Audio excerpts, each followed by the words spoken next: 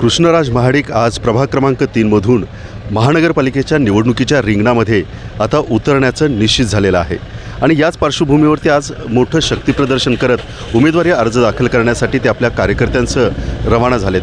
नेमका आज अर्ज दाखल करत असताना एक आई म्हणून अरुंधती महाडिक यांच्या काय नेमक्या भावना आहेत जाणून घेऊया. कृष्णराजजी पहिल्यांदाच आता निवडणुकीच्या रिंगणामध्ये उतरत आहेत, राजकीय गोष्टींना प्रारंभ करत आहे. एक आई म्हणून पहिल्यांदा भावना काय आहे?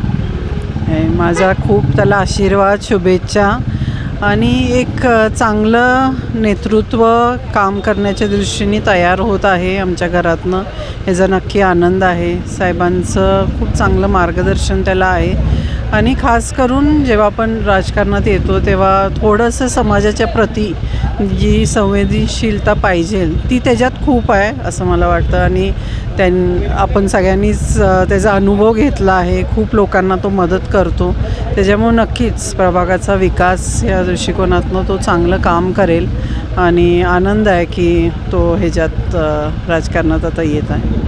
खरं म्हणजे कुठल्याही याच्या अगोदर कदाचित कृष्णराज ज्यावेळेस एज्युकेशन घेत असतील त्यावेळेस वेगवेगळ्या परीक्षांना सामोरं गेलं असतील. आई वडील म्हणून काही नेहमी टिप्स देत असतात की नाही परीक्षेमध्ये या पद्धतीनं तू सामोरे जा.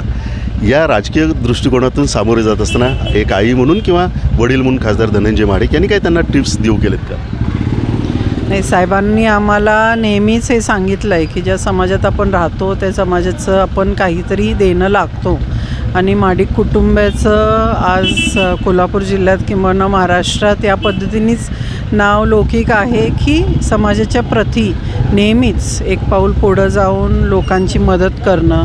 म्हणजे आज भागीरथी महिला संस्था आहे, साहेबांचं ऑफिस आहे, आदरणीय माधुराव महाडिकजी आहेत, अमल महाडिक साहेब आहेत, शमिकाताई आहेत आणि कृष्णा आमची ही तिसरी पिढीसुद्धा, की जे काय लोक येतात आमच्याकडं मदतीच्या भावनेतनं त्यांना 100% आम्ही मदत करतो.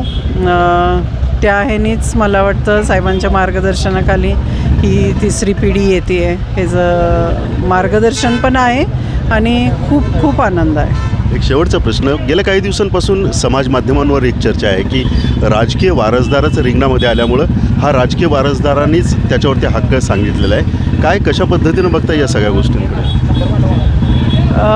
कृष्णराजच्या बाबतीत सांगेन की मला वाटतं आदरणीय चव्हाण साहेबांकडनंच सांगितलं गेलं होतं की त्यांनी ह्याच्यात यावं, पण त्याच्या बाबतीत खास करून की राजकीय वारसदारपेक्षा तो सेल्फ मेड आहे.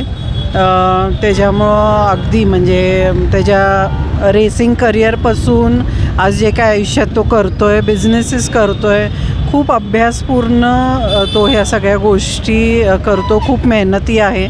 त्याच्यामुळं तसं न घेता आणि खास करून मी असं म्हणेन की राजकारणात युवा पिढी यायला पाहिजे, एक सकारात्मक दृष्टिकोन. आणि कृष्णाच्या बाबतीत मी सांगेन की खूप मेहनती आहे. म्हणजे आई म्हणून खूप अभिमान आहे मला त्याचा. अगदी लहान वयापासून ते दिसलेलं आहे मला त्याच्यात तो गुण.